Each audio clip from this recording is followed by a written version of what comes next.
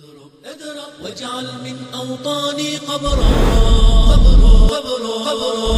جيش الكفر المندحرة إيعاد الضربة قد حانا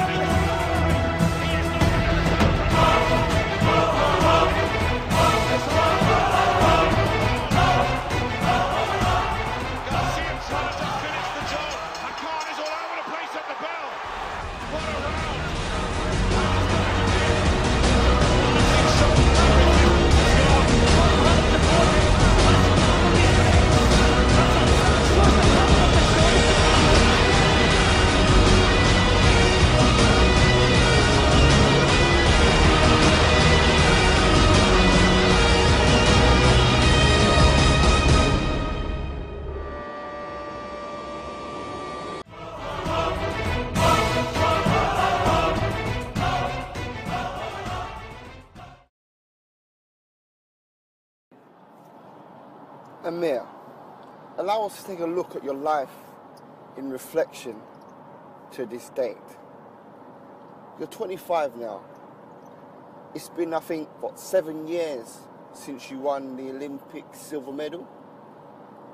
Don't consider those 7 years just to be filled with events such as winning the Commonwealth title, the WBA international title, the WBA title and other titles of their likes. Rather, consider those 7 years to be 7 years to which you've become closer to the inevitable death. Let's take a little insight and a little look at your career. In a nutshell, your life, your whole career, your whole life, it has been based on what? Appeasing, trying to please, trying to win the hearts of the kuffar. Maybe it is the verse 2:120 that you haven't read nor understood, where Allah mentions that these kuffar, they will never be pleased with you until you follow their way. So through you failing to take heed of this verse, read this verse, understand this verse, let's look to the beginning. The first thing you did to try to appease the kuffar was to wear their own cross on your shorts, which in Islam is sin. As Muhammad ﷺ said, whoever flies a flag other than the kalimatul la ilaha illallah, he's not one of us. So that's the first indication of you trying to please them. And although you wore their own flag, their own cross, a symbol of their own religion on your own attire, they were not pleased with you. I remember boxing on the same bills as you, and members of the audience, members of the crowd, shouting out, "You dirty PA, you know what I'm going to say," etc. Completely not accepting you. And in realizing that the kuffar was still not pleased with you, you decided to take it up a notch and go from major sin to apostasy. And how was it you apostated from Islam?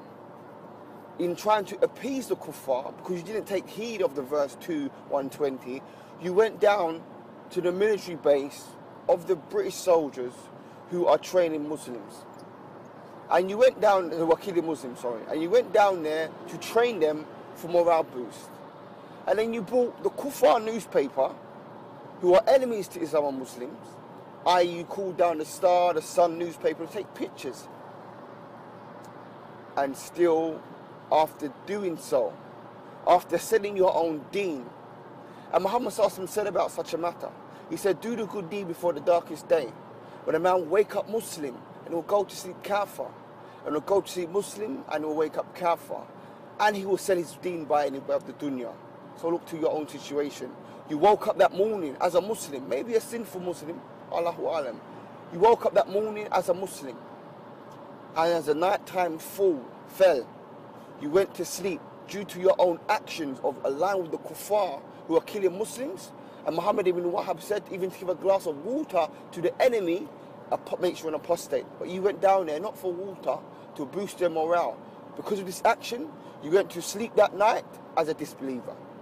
La hawla wa la quwwata illa billah. And for what reason? Because as Muhammad ﷺ said, you sold your deen by any way of the dunya. Now we look to it. After doing all of these acts, after even selling your own deen, were the kuffar pleased with you? No. You still didn't get that break.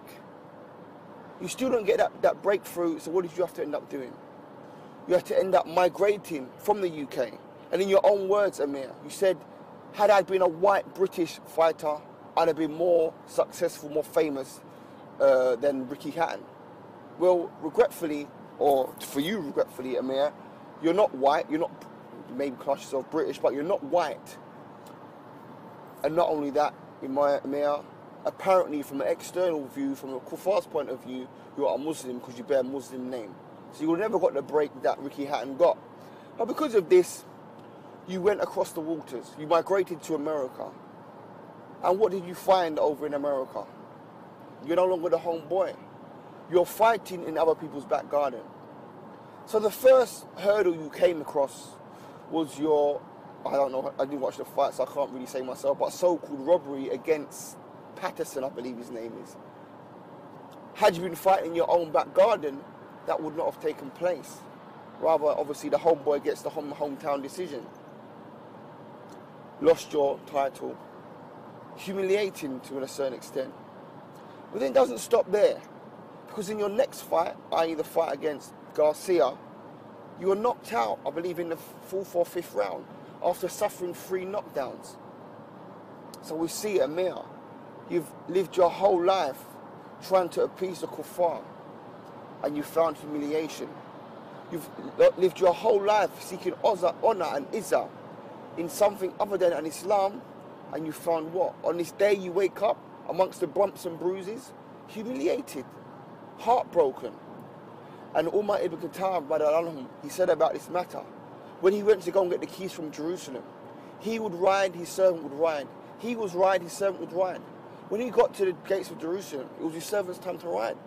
And his servant turned to Umar ibn Khattab and said, you are the leader of the believers. It's not befitting for you to walk while your servant is riding. So for you to be classed as someone with honor and izzah, you ride and I will walk. Al-Faruq, Umar ibn Khattab, he turned to his servant and he said, woe unto you. We are people. Allah took us from the lowest of the low and He elevated us. He gave us izzah with an Islam, honor with an Islam.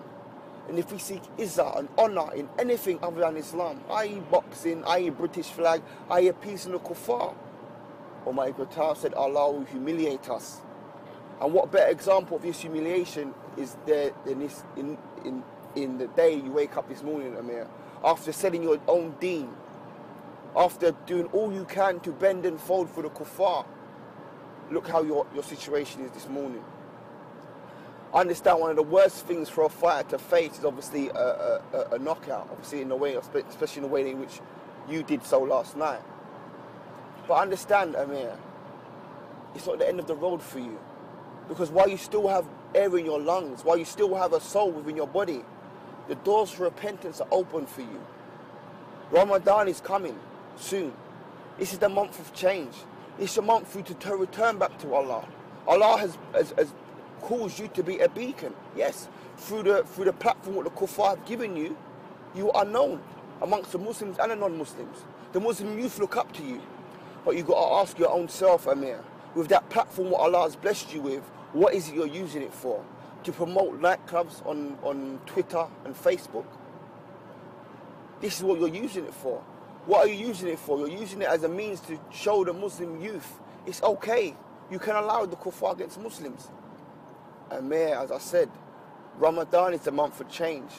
Look to your own life, Amir, and see what it is you've achieved. And where what you've achieved will be on the scale on the day of Qiyamah. Because on that day, Amir, when the sun is brought a mile close, and some people will be drowning in their own sweat, on that day, Amir, your own mother, she is going to disown you and abandon you. Your own father, he's going to disown you and abandon you. Your children, your wife, your neighbours, the British public who you try to appease are going to abandon you, Amir. And what is it you are going to say to your Lord? Rather, Amir, you are to return back to Allah's deen. As I said, Ramadan is approaching, it's the month for change. Look to your own life. Look to the purpose of your life. Look to whether the actions in your life will be accepted by your Creator, not by the British public or anyone else you've been trying to appease. And understand that in this turning back to Allah, the first step you need to take is to openly and publicly renounce and take back what you've done in relation to training the British soldiers.